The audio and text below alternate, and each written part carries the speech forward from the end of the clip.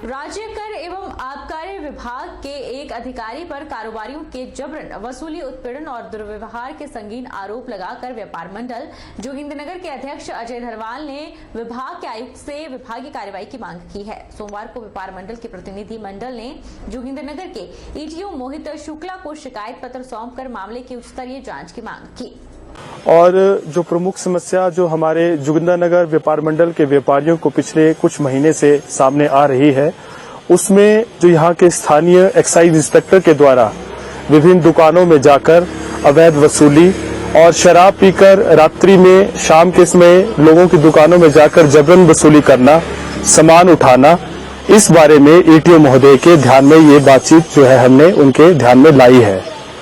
हमने उनके ध्यान में ये भी लाया है कि जोगिंद्रनगर व्यापार मंडल के अंतर्गत जो व्यापारियों को इस प्रकार से गलत तरीके से अवैध वसूली कर और शराब पीकर जो है उनके साथ जो गलत दुर्व्यवहार किया जा रहा है, इस प्रकार का व्यापार मंडल जो व्यवहार है वो सहन नहीं करेगी। हम इसको इंक्वायर करके डिपार्टमेंटल लेवल पे इसको हम इंश्योर करेंगे कि आपके ग्रीवेंसेस को हम रिट्रेस करें एज सून एज पॉसिबल। तो मेरी तरफ से आप लोगों के लिए यही है कि थोड़ा सा आप संतुष्ट रहे और थोड़ा सा पेशेंस रखें। विल डेफिनेटली इंश्योर कि ये हो जाए डिपार्टमेंट लेवल पे। जोगिंद्रनगर का राज्य स्तरीय देवता मेले में 4 सांस्कृतिक संध्याओं में बॉलीवुड गायक धमाल मचाएंगे। इनमें 2 सांस्कृतिक संध्याओं में देश की संस्कृति की झलक देखने को मिलेगी। इसके लिए नामी कलाकारों को आमंत्रित किया जाएगा। देवताओं के नजराने पर अंतिम निर्णय देवलुओं की बैठक के बाद लेने पर सहमति बनी है। सोमवार को मेला समिति के अध्यक्ष और एसडीएम जोगिंद्रनगर विशाल शर्मा की अध्यक्षता में बैठक संपन्न हुई। बैठक में मेले के सफल आयोजन पर तैयार की गई रूपरेखा पर चर्चा की गई। विभिन्न विभागों के अधिकारियों को जिम्मेवारियां सौंपकर उचित दिशा निर्देश भी समिति के अध्यक्ष ने जारी किए।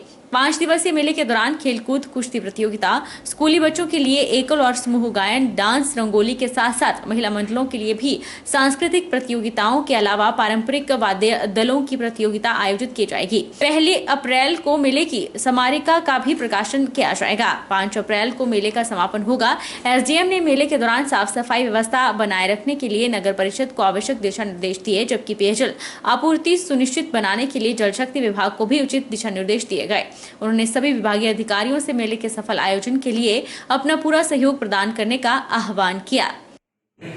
मीटिंग में मेले के बारे में डिटेल में चर्चा की गई। तो मेले का स्थान और मेले की तिथियां हर वर्ष की तरह ही रहने वाली हैं। 1 से 5 तारीख तक मेला मनाया जाएगा।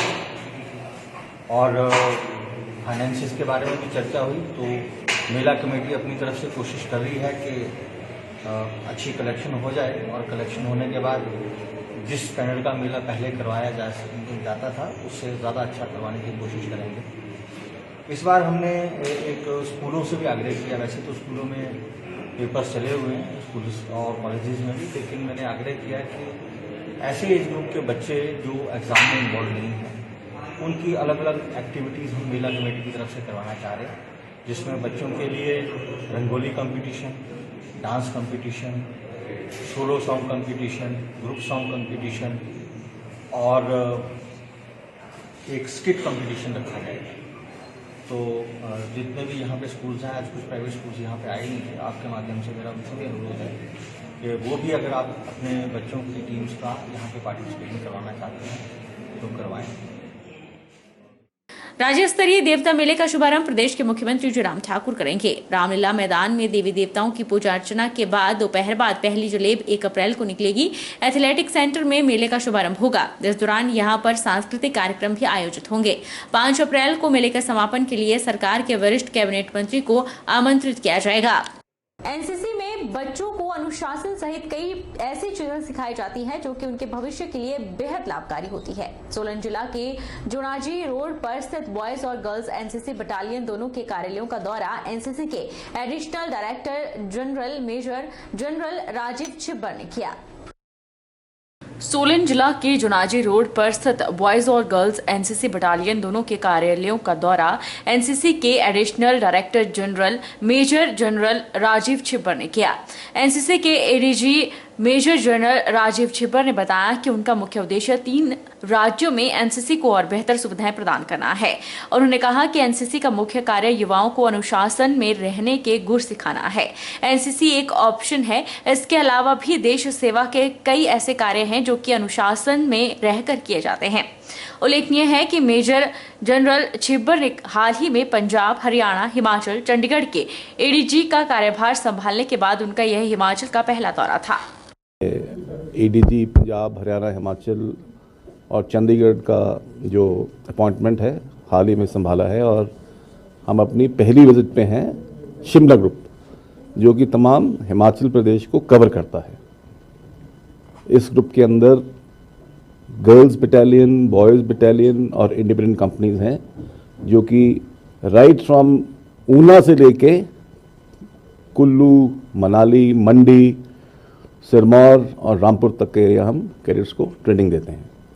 एनसीसी का ऑब्जेक्टिव क्या है कि जो हमारे यूथ है उनको डिसिप्लिन, पैट्रियटिज्म और एक रिस्पॉन्सिबल सिटीजन बनाया जाए। राजकीय प्राथमिक शिक्षक संघ हिमाचल प्रदेश प्रधान हेमराज ठाकुर ने कहा कि 3 वर्षों के कार्यकाल में संघ ने काफी लंबित पड़े मामलों को पूरा किया है। कोरोना महामारी के बावजूद भी हिमाचल प्रदेश निदेशालय, सचिवालय, उच्च न्यायालय से लेकर सर्वोच्च न्यायालय दिल्ली तक शिक्षकों की समस्याओं को नियमितीकरण को लेकर लगातार प्रयास कर रही है। उन्होंने बताया कि पुरानी पेंशन बहाल करने की मांग सबसे पहले संघ ने की है। उन्होंने प्रदेश सरकार से पुरानी पेंशन बहाल की मांग की और आने वाले जो नई पेंशन स्कीम को बंद करके पुरानी को रिस्टोर करने की जो बात है, उसके लिए आदरणीय मुख्यमंत्री जी ने कमेटी बना दी है। तो कमेटी 1-2 महीना टाइम तो लगता है क्योंकि नेशनल लेवल का इशू है, लेकिन उस बीच में ये जो मूवमेंट हुआ, हम भी कहते हैं कि मानना जायज है, लेकिन उस मूवमेंट में कुछ ऐसा माहौल तैयार कर दिया कि हम सरकार से बात नहीं करेंगे। सरकार ने उनको बुलाया वार्ता के लिए, तब नहीं गए। जब वहां पहुंच गए विधानसभा में, तब भी बुलाया, तब भी नहीं गए। तो मुझे यही कहना है कि पेंशन तो बहाल होनी चाहिए, हम सब मांग कर रहे हैं, लेकिन तरीका शालीन होना चाहिए। बातचीत करके होगा, अगर नहीं होता वो तो लास्ट का, जब आदरणीय मुख्यमंत्री जी ने 2009 की नोटिफिकेशन भी जारी कर दी और बिल्कुल करेंगे जी, आपने सही कहा। मैं अभी भी परसों शिमला से आया, 2 दिन वहाँ पे मिले हैं। हमने जो हमारे कर्मचारी संगठन है सबको बोला कि मिलजुल के चलेंगे, सबका विषय है, हो जाते हैं तनाव, हो जाते हैं लड़ाई झगड़े, हो जाते हैं, लेकिन ये विषय सबसे जुड़ा हुआ है। हम बीच में मध्यस्थता करेंगे, चाहे वो एनपीएस वाली एसोसिएशन बनी है कोई और कर्मचारी ने पहले कहा कि 5-9 कैटेगरी का मैटर है, ये किसी एक कर्मचारी का मैटर नहीं है। तो इसलिए हम मध्यस्थता करेंगे और मुझे पूरा यकीन है कि माननीय मुख्यमंत्री जी अपने इसमें पॉजिटिव रिस्पांस देंगे और कुछ इसमें जो समाधान निकालेंगे। केंद्रीय सूचना प्रसारण एवं खेल मंत्री अनुराग ठाकुर की विशेष पहल से हमीरपुर संसदीय क्षेत्र में चल रहे खेल महाकुंभ के चलते हर विधानसभा क्षेत्रों में विभिन्न खेलों का आयोजन हो रहा है। घुमारवीं महाविद्यालय में वॉलीबॉल प्रतियोगिता का फाइनल मैच हुआ। फाइनल मैच में संडियार 3-0 से विजयी रहा। घुमारवीं महाविद्यालय में वॉलीबॉल प्रतियोगिता का फाइनल मैच हुआ। वॉलीबॉल का फाइनल छत संडियार और लहरी सरेल के बीच खेला गया, जिसमें छत संडियार की टीम ने विपक्षी टीम को हराकर फाइनल मैच अपने नाम किया। फाइनल मैच काफी रोमांचक रहा। दोनों टीमों के खिलाड़ियों ने बेहतर प्रदर्शन करते हुए गोल किए। आखिर में 3-0 से गोल करके छत संडियार की टीम ने मैच को अपने नाम किया। खेल महाकुंभ में क्षेत्र की विभिन्न टीमें अलग अलग खेलों में भाग लेकर बेहतर प्रदर्शन कर रही हैं। इसके बाद बास्केटबॉल की प्रतियोगिता शुरू हुई। क्रिकेट, कुश्ती, फुटबॉल की प्रतियोगिताओं में भी रोमांचक रहने की उम्मीद है। आज जो हमारे वॉलीबॉल का टूर्नामेंट था, उसका महामुकाबला फाइनल मैच खेला गया, जिसमें संडियार 1 की टीम विजय रही। उसका मुकाबला लेडीज की टीम के से था। इस पूरे जो वॉलीबॉल का हमारा टूर्नामेंट है, उसमें 45 के करीब टीमों ने भाग लिया।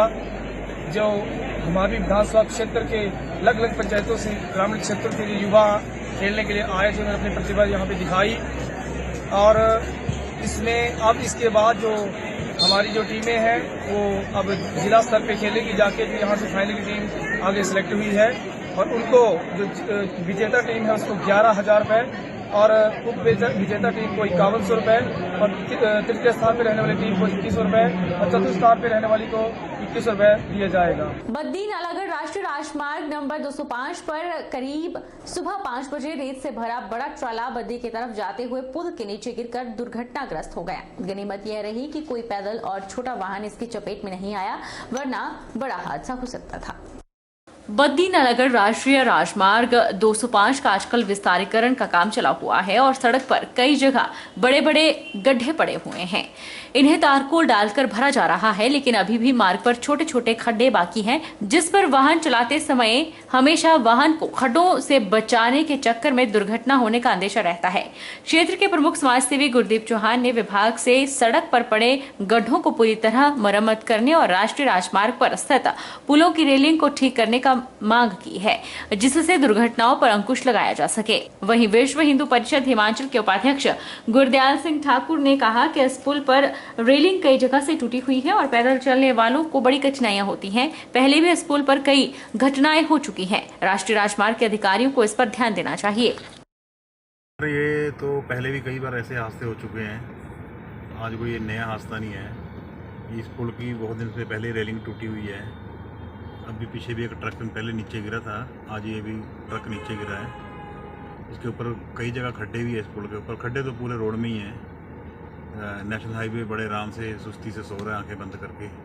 कई बार बोलने के बावजूद भी ये लोग नहीं मान रहे हैं। ये पहली घटना नहीं है, ये तो 8-10 घटनाएं हो चुकी हैं यहाँ। इस पे से 5-6 ट्रक गिर चुके हैं, परंतु इस पे रीलिंग नहीं है। मैं यहाँ से पैदल निकलना ही औखा है। जो पैदल भी जाते हैं वो भी बचा बचा के जाते हैं। यहाँ पैदल भी मरे हैं 3-4 बंदे, तो पैदल चलते चलते गाड़ियों वालों ने रगड़ दिया, क्योंकि साइड ही नहीं है यहाँ। इसकी जो रीलिंग भी है साइड से, वो भी नहीं है। हमने तो NH वाले ये जो कर ही नहीं रहे, ना ये लोगों के पैसे डाल रहे हैं, ना ये काम कर रहे हैं, ना ये खड्डे पूर रहे हैं। खड्डे इतने खड्डे बचाते हैं ट्रक वाले, तो एक्सीडेंट तो होने ही होने हैं। और मतलब इसमें चलने का कोई NH वाले आंखें मीच के बैठे हैं। वक्त चला है छोटे से ब्रेक का। ब्रेक के उस पार फौरन लौटेंगे, आप बने रहिए हमारे साथ।